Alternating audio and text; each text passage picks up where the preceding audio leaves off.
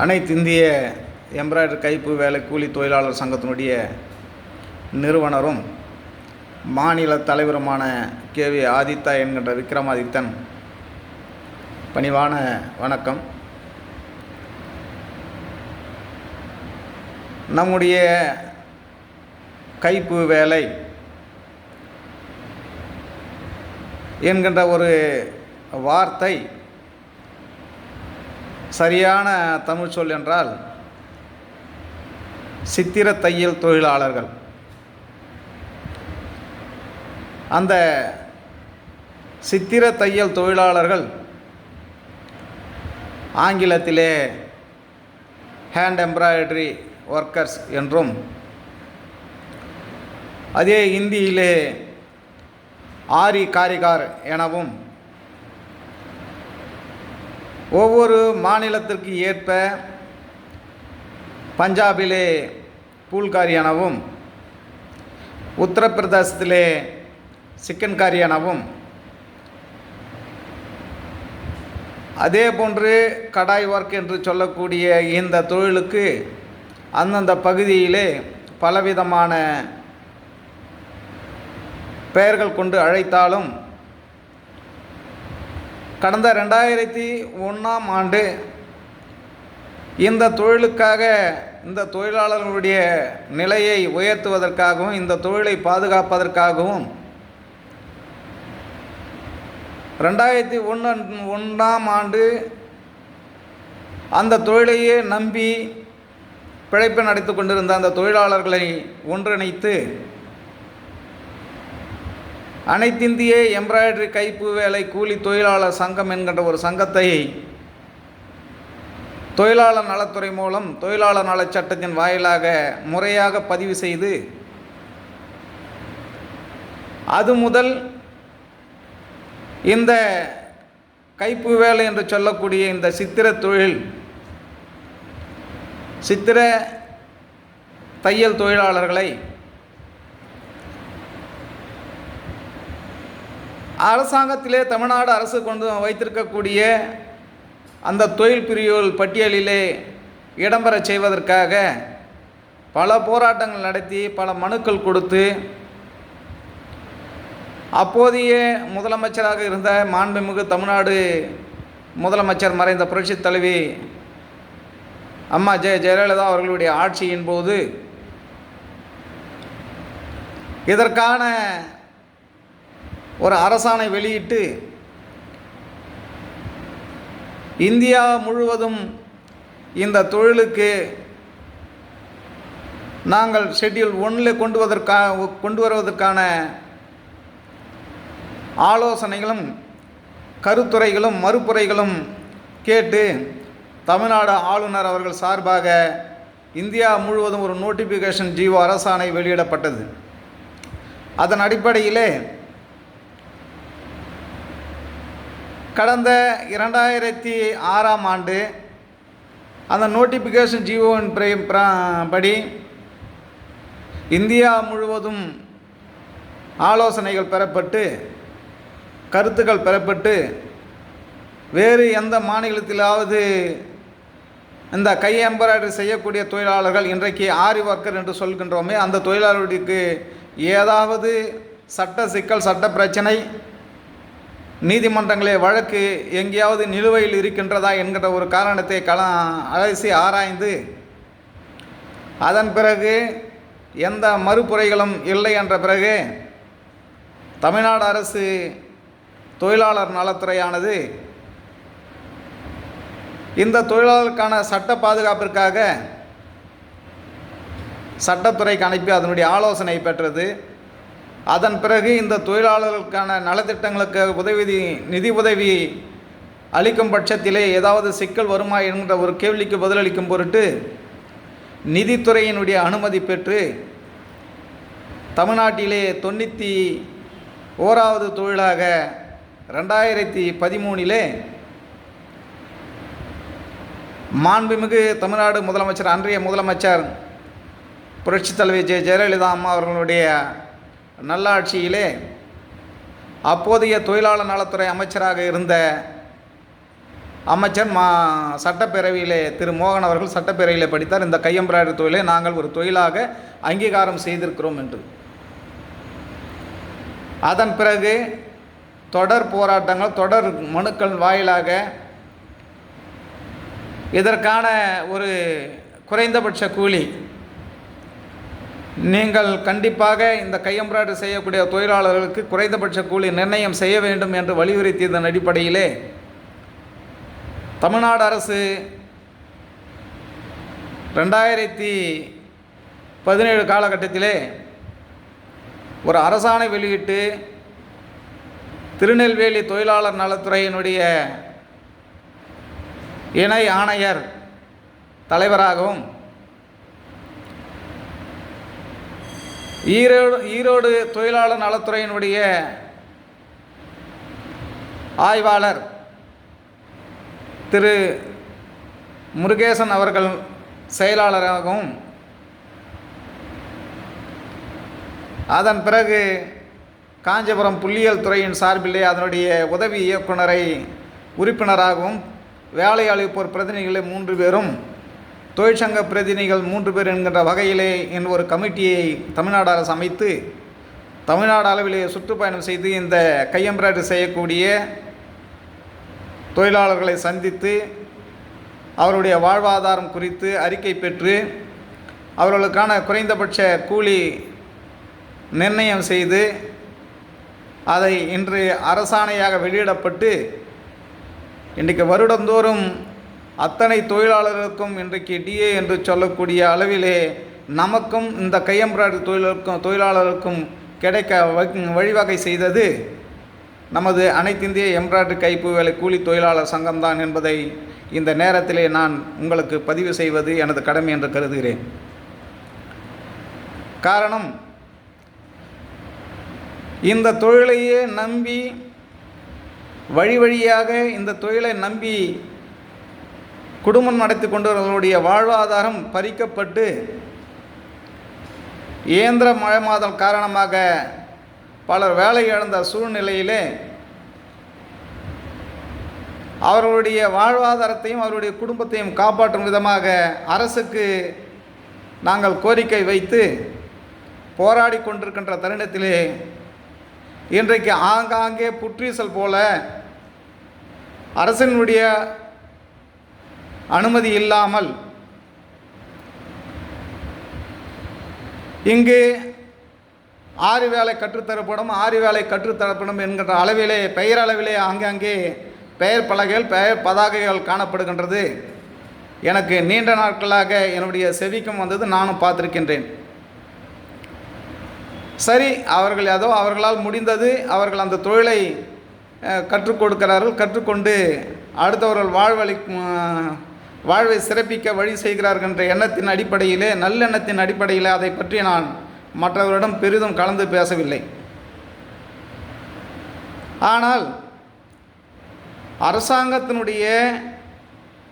தொழிற்பயிற்சி மையம் என்கின்ற அளவிலே பதிவு செய்யாமல் ஆங்காங்கே 6 வேலை கற்றுத்தரப்படும் என்கின்ற அளவிலே பெயரளவிலே பெயர் பதாகைகள் வைத்துவிட்டு அதன் அடிப்படையிலே இன்றைக்கு ஆங்காங்கே அங்கே கற்றுக்கொள்கின்றவர்களுடைய எதிர்காலத்தை கருத்தில் கொள்ளாமல் பணம் மட்டுமே குறிக்கோளாக இன்றைக்கு நிறைய இடத்திலே அது போன்ற ஒரு தொழிற்பயிற்சி மையங்கள் நடைபெற்று கொண்டிருப்பது மிகவும் வேதனையானது. அது ஒரு புறம் இருக்க, இன்றைக்கு யார் யாரோ எங்கிருந்தோ இத்தொழிலாளர்களுடைய அடி நாடியை அறிந்திராத ஒரு சிலர் ஆரி ஒர்க்கிற்காக இன்றைக்கு நாங்கள் தான் இந்திய அளவிலே தொழிற்சங்கம் கூட்டமைப்பு என்கின்ற அளவிலே இன்றைக்கு ஒரு தகவல் உலாவி கொண்டிருப்பது என்னுடைய செவிக்கு எட்டியது. நான் அவர்களுக்கெல்லாம் சொல்லிக் கொள்வது என்னவென்றால், முதலிலே இந்த ஆரி ஒர்க்கர் என்று சொல்லக்கூடிய கை எம்ப்ராய்டரி தொழிலாளர்கள் ஒரு காலகட்டத்தில் எவ்வளவு பேர்கள் அந்த தொழிலை நம்பி பிழைப்பு நடத்தி கொண்டிருந்தார்கள். இன்றைக்கு அவருடைய வாழ்வாதாரம் என்ன என்பதை சிந்தித்து பார்த்து அவருடைய தேவையை பூர்த்தி செய்கின்ற வகையிலே ஒரு கொள்கையை வகுத்து செயல்படுவீர்கள் என்று சொன்னால் நான் முழுமையாக வரவேற்க தயாராக இருக்கின்றேன். அதை விடுத்து வேலை இழந்து, வருமானம் இழந்து, பொருளாதாரம் இழந்து, அத்தொழிலையே குலத்தொழிலாக நம்பி பிழைப்பு நடத்தி கொண்டிருந்த இன்றைக்கு திருவள்ளூர், காஞ்சிபுரம், சென்னை, செங்கல்பட்டு, திருப்பத்தூர், வேலூர் ஆகிய பகுதிகளிலே இத்தொழிலையே குலத்தொழிலாக செய்தவர்களுடைய நிலைமை இன்றைக்கு மிகவும் பரிதாபகரமாக நிலைக்கு தள்ளப்பட்டுள்ளது என்பதுதான் உண்மை. அது ஒரு புறம் இருக்க, இங்கே இருக்கக்கூடிய தொழிலாளர்களுடைய வேலைவாய்ப்பு இழந்திருந்தாலும் மறுபக்கம் நமது அண்டை மாநில வடமாநில தொழிலாளர்களுடைய புலம்பெயர் தொழிலாளர்களுடைய வருகையால் நமது கையெம்ப்ராய்டரி தொழிலாளர் நிலையும் வேலைவாய்ப்பு தட்டி பறிக்கப்பட்டு இன்று முழுமையாக அவர்கள் ஆட்கொள்ளும் விதமாக இன்றைக்கு மாறி போய்விடுது. இதையெல்லாம் கருத்தில் கொண்டு பெயரளவிலே ஆரி ஒர்க்கர் சங்கம், இந்தியாவிலே நாங்கள் தான் முதல் சங்கம், இந்தியாவிலே வேறு எங்கும் இதற்கான தொழிற்சங்கம் இல்லை என்கிற வார்த்தையை தயவு செய்து இன்னொரு முறை நீங்கள் பயன்படுத்துவீர்கள் என்று சொன்னால் இந்த அனைத்து இந்திய எம்ப்ராய்டரி கைப்பு வேலை கூலி தொழிலாளர் சங்கம் உங்கள் மீது சட்டப்படி வழக்கு தொடுக்கும் என்பதை இந்த நேரத்திலே தெரிவித்துக் கொள்கின்றேன். காரணம்,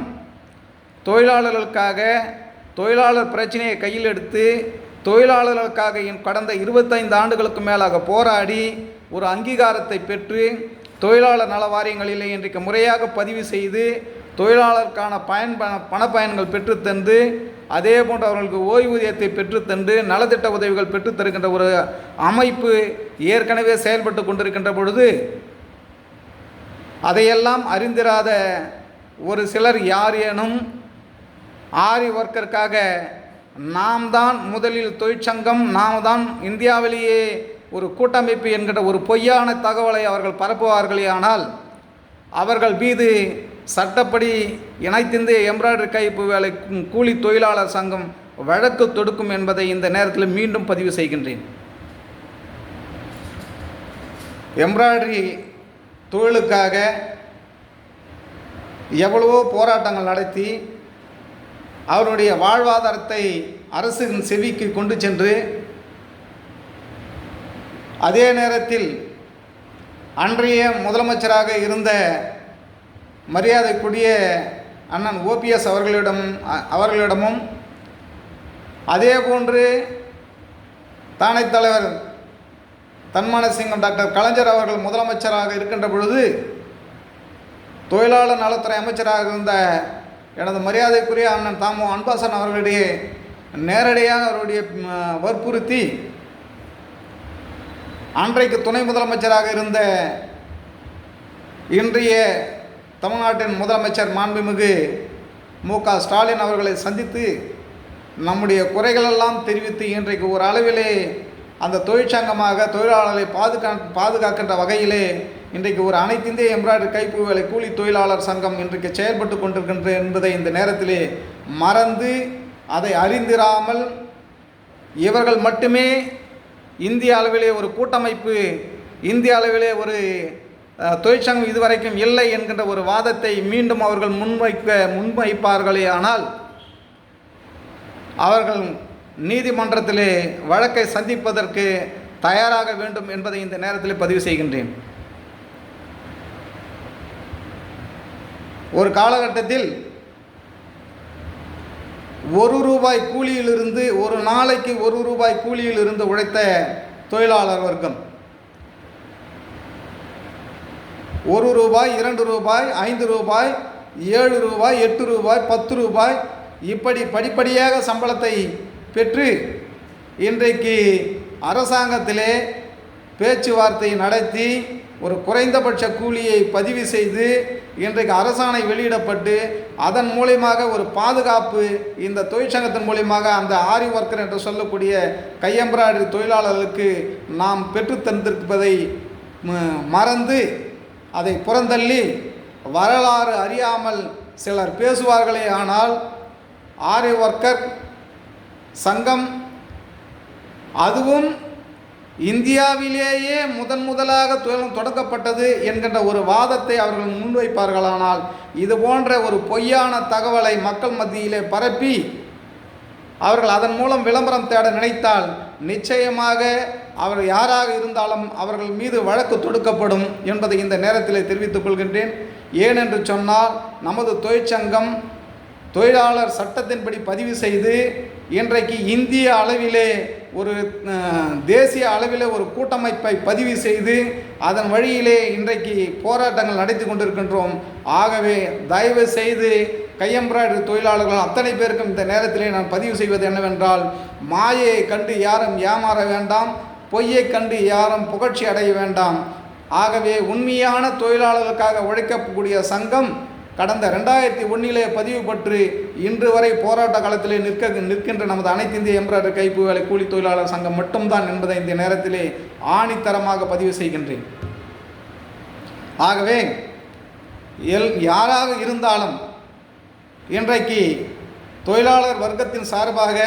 தொழிலாளர்களுக்காக போராடக்கூடிய அந்த கையெம்பராய்டரி தொழிலாளர்களை பாதுகாக்கக்கூடிய அளவிலே நமது மூதாதையர்கள் முன்னோர்கள் கடந்த 25 ஆண்டுகளுக்கு முன்னால் போராடியவர்களும் உண்டு.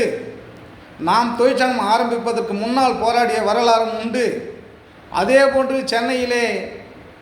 மரியாதைக்குரிய மணியண்ணன் தலைமையிலே ஒரு அமைப்பை உருவாக்கி அவர்களெல்லாம் அன்றைய முதலமைச்சர் மாண்புமிகு புரட்சித் தலைவர் எம்ஜிஆர் அவர்களை சந்தித்து கையெம்பராய்டரி தொழிலாளர்களுடைய கோரிக்கையை வலியுறுத்தியதெல்லாம் வரலாறு உண்டு. அதையெல்லாம் மறந்து அதையெல்லாம் தெரியாமல் இன்றைக்கு ஒரு சிலர் ஆரி ஒர்க்கர் என்ற பெயரிலே ஒரு போலியான ஒரு அமைப்பை உருவாக்கி அந்த ஆரி ஒர்க்கர் மத்தியிலே ஒரு குழப்பத்தை உண்டாக்குவார்களானால் அவர் சட்டப்படி அவர்கள் மீது வழக்கு தொடுக்கப்படும் என்பதை இந்த நேரத்தில் பதிவு செய்கின்றேன். தயவு செய்து அத்தனை தொழிலாளர்களும் அனைத்து இந்திய எம்ப்ராய்டரி கூலி தொழிலாளர் சங்கத்தின் சார்பிலே உங்களை எல்லாம் வலியுறுத்தி கேட்டுக்கொள்வது என்னவென்றால், நலவாரியத்திலே பதிவு செய்துங்கள், நலவாரியத்திலே கைவினை தொழிலாளராக பதிவு செய்யுங்கள். நாம் இன்று வரை நம்முடைய தொழிலுக்கான தொழில் குறியீடு பெறுவதற்காக தமிழ்நாடு அரசை நோக்கி பல போராட்டங்களும் பல கோரிக்கைகளும் வைத்திருக்கின்றோம். அது இன்னும் நமக்கு முழுமையாக செவிசாய்க்கப்படவில்லை. ஆகவே மாயைகளை கண்டு ஏமாற வேண்டாம். உண்மையான ஒரு தொழிலாளி உண்மையான ஒரு தொழிற்சங்கத்திலே பதிவு செய்து நீங்கள் ஒரு தொழிலாளியாக பூரண ஒரு அதிகாரத்தையும் பூரண மரியாதையையும் பெறுவீர்கள் என்ற நம்பிக்கையோடு நான் விடைபெறுகின்றேன். நன்றி, வணக்கம்.